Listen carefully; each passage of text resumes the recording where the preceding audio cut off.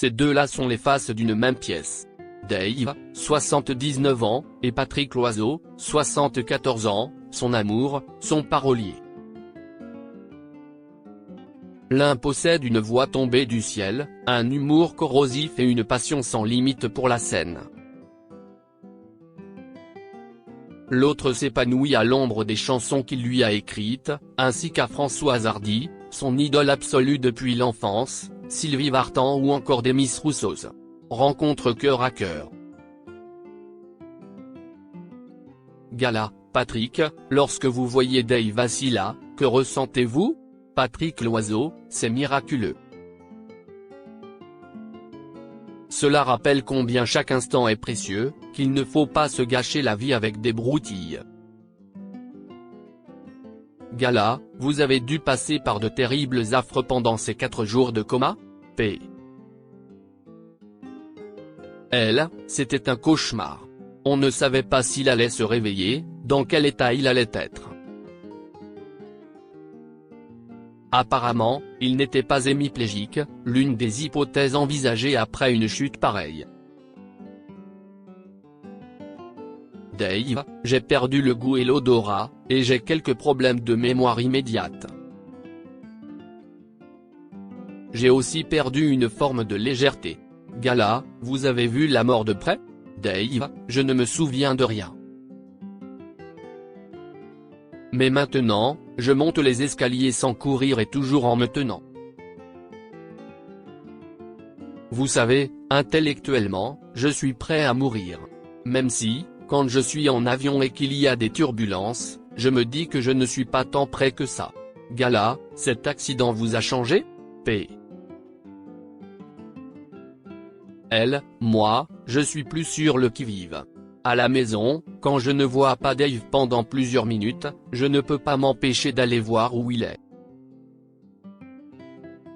Gala, Dave, vous dites qu'adolescent, vous vouliez devenir pasteur, votre chute vous a-t-elle rapproché de Dieu?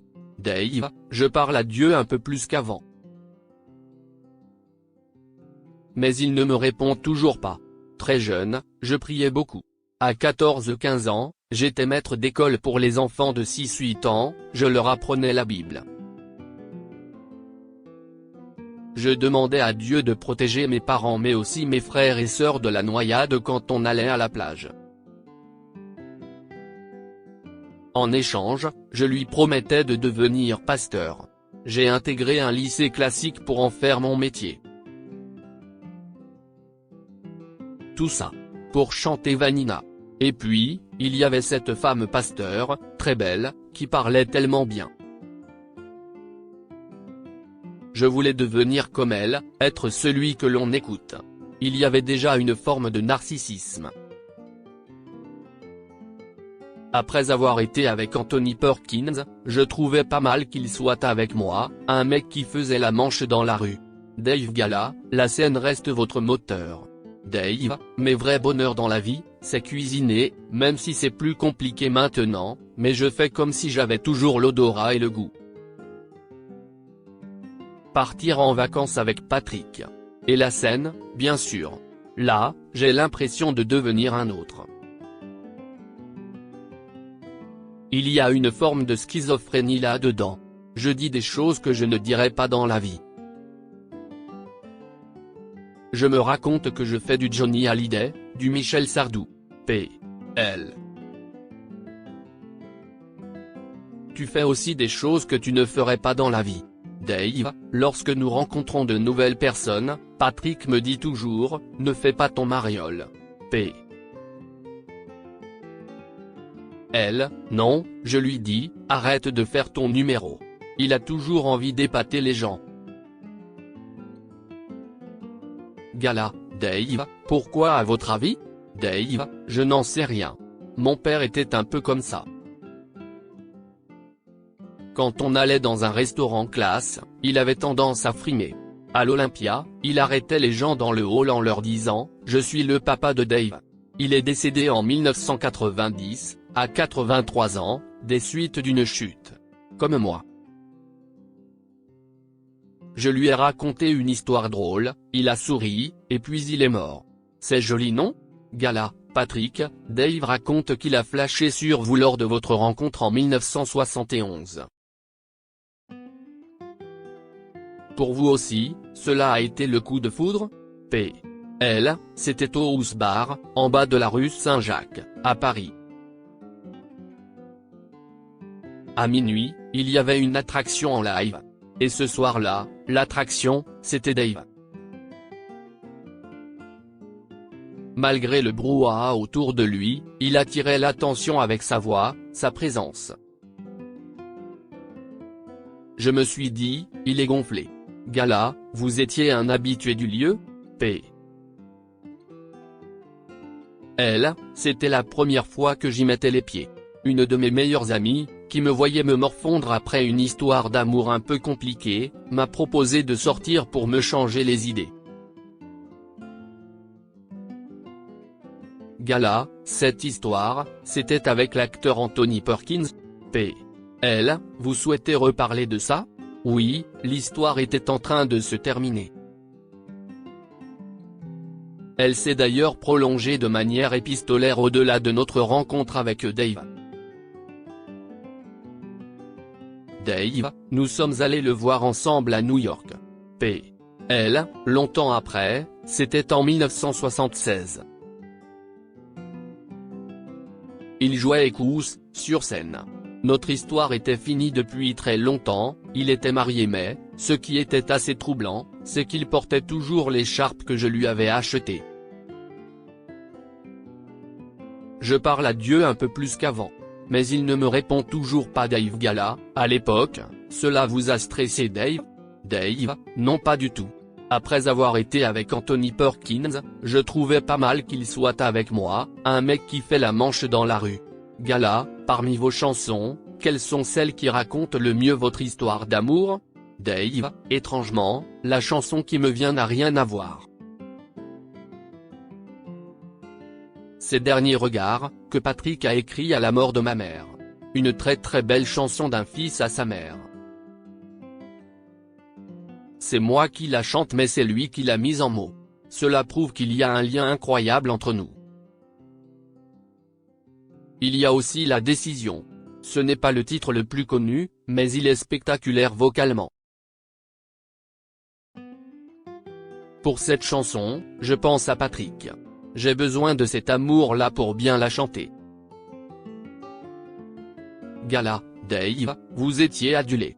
Malgré tout, j'ai l'impression que vous n'avez jamais vraiment aimé votre physique. Dave, mon frère aîné n'était pas beau, je ne l'étais pas non plus, mais je n'avais aucun problème avec ça. Dans ma tête, très modeste, rire, je me disais que j'étais intelligent et drôle. Gala, et vous, Patrick, vous le trouvez beau? P.L. J'ai toujours pensé qu'il avait un physique intéressant. Un regard. Je sortais de cette histoire d'amour avec cet homme grand, brun, aux antipodes de Dave. Après, il y a le charme, la personnalité. C'est tellement plus important. Et puis, quand même, il n'était pas vilain, loin s'en faut. Dave, Patrick, lui, était à tomber par terre de beauté. Gala, Dave, vous avez connu des périodes plus difficiles dans les années 1980, avec l'arrivée des radios libres. Ce creux de la vague a-t-il entaché votre relation? P.L. Cela n'a rien changé entre nous. Lorsque nous nous sommes rencontrés, Dave habitait un tout petit appartement près de Saint-Sulpice. Moi, un studio. On a connu différentes époques, sans notoriété ni beaucoup d'argent. Après, on s'est retrouvé avec son statut de vedette. Ce qui n'était pas toujours confortable pour moi. Il fallait que je me cache, il fallait lui inventer des fiancées successives pour sa réputation. Gala, cela a dû vous briser le cœur? P.L. J'étais en porte-à-faux.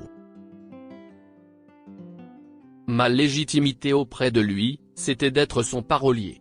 Le reste, il fallait l'occulter un peu, même si tout le métier était au courant.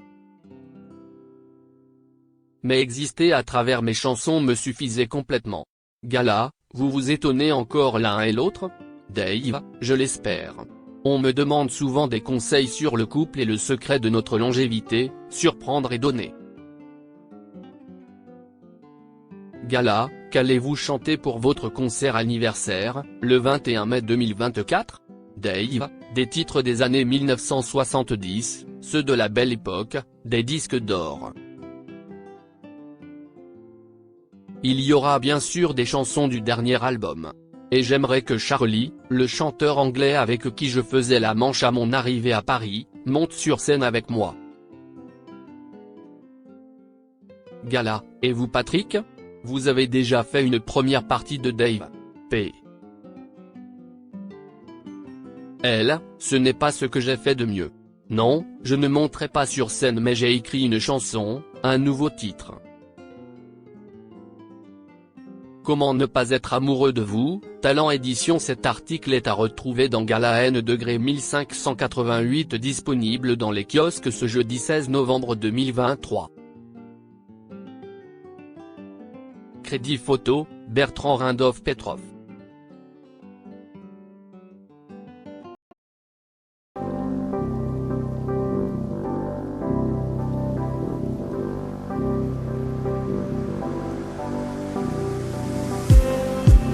Just need